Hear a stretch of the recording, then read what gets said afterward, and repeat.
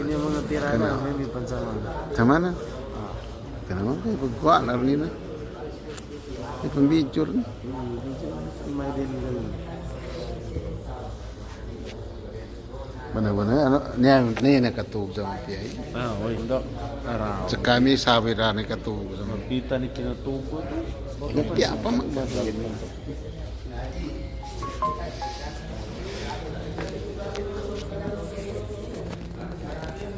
Ito yung kuha ng bakabak. Di pagkabago may kakuha na mo. Laki. May ka-video. Oy, da. May ka-video makabako. Ito, saan?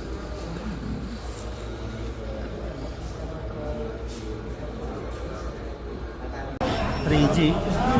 Pagkaan kay samay. Hina, wahid. Pagkaan ka na kalahati. Pagkaan ka ito, ikapare. Pilipino, tubo pa ni kapare. Mato ko mamamili. Masarap ang pinanay.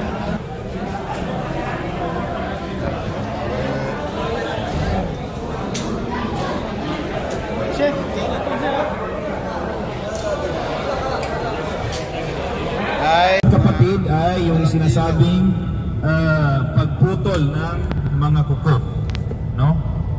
So, huwag natin putulin ang kuko natin sa panahon tayo ay nasa ihram na, no? Nasa paloob tayo ng umrah. Ang pangalawang kapatid ay ang pag-perfume. Innal hamda wal ni'mata laka wal mulk la sharika lak labbaik Allahumma labbaik labbaik.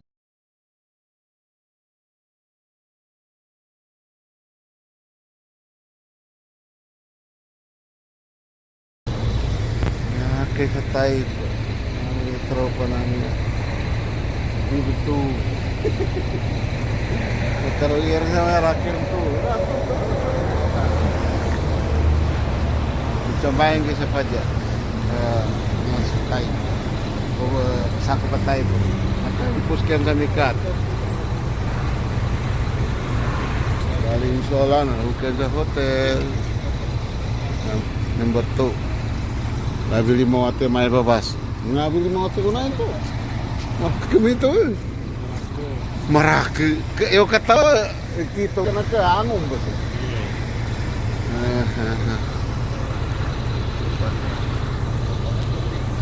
Alhamdulillah. Kung mo kino sa nasa Kamaraki pa nito.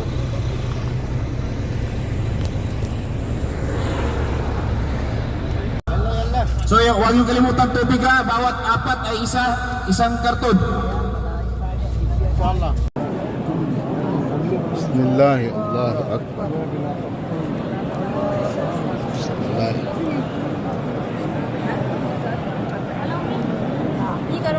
Bismillah, alhamdulillah, wallahu akbar, wassalatu wassalamu alayka ya Rasulullah. Maupit ko siya, bari ko makamango.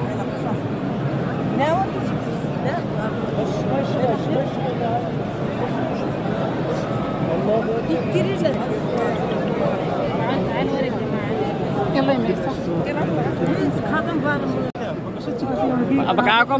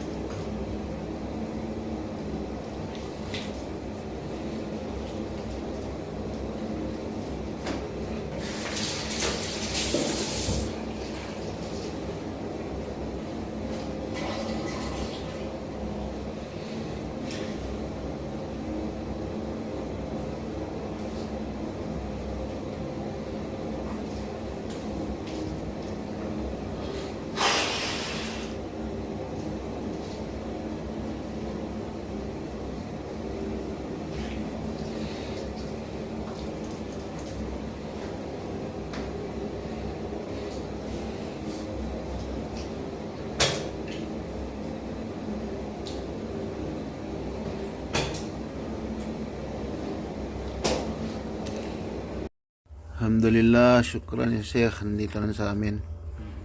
Para sa lima kami dito.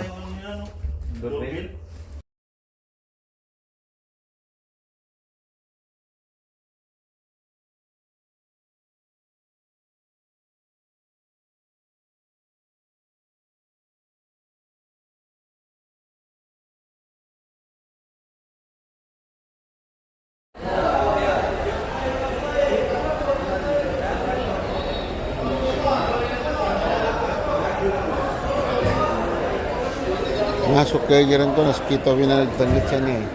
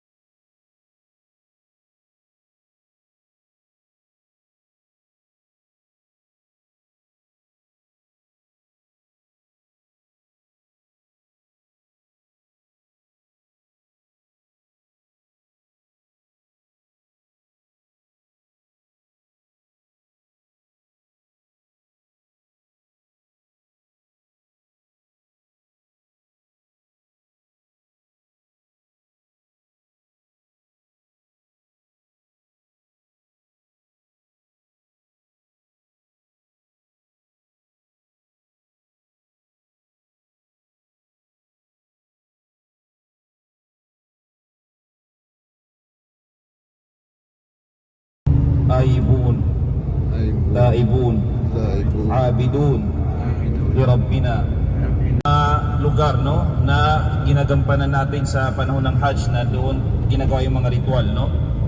So ang makikita nyo bro dito sa panahon ng Hajj ay milyon ng tao dito. So naway yung mga brother natin na nagsumiti ng mga kanilang papeles, naway sila tanggapin sa Hajj sa taon na ito. Amin. Amin. So expected talaga, napakarami na tao dito sa Hajj, no? Lalo na ngayong taon. So yan, sa panahon ng Hajj, iba't ibang nationality, no? Mayroong Pilipino, Bangladesh. So dito sila nagmamapit sa panahon ng Hajj sa Mina. So lalo na sa mga new Muslim kapatid, makikita niyo ang Makkah, no? Lugar kung saan ay, kung iisipin natin paano mamumuhay ang tao dito sa panahon ng unang panahon, no? Puro bato makikita, di ba? Pero yun ang Allah Subhanahu wa Ta'ala mismo ang nagbigay ng biyaya, no? So dito namuhay yung mga sahaba, no? Ang Propeta Muhammad sallallahu alaihi wasallam, mga sahaba ridwanullahi alaihim. So dito sila namuhay sila dito. At ang Propeta Muhammad sallallahu alaihi wasallam, no, noong 40 years old siya, saka ipinadala sa kanya ang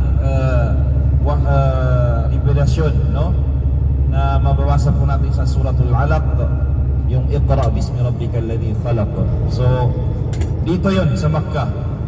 At di ko alam kung madadaanan ba natin ba, Ustad, yung kuwan ngayon. Kasi nung last na umrah namin hindi nadaanan eh. Parang may ibang kuwan siya, no? Parang ibang daanan.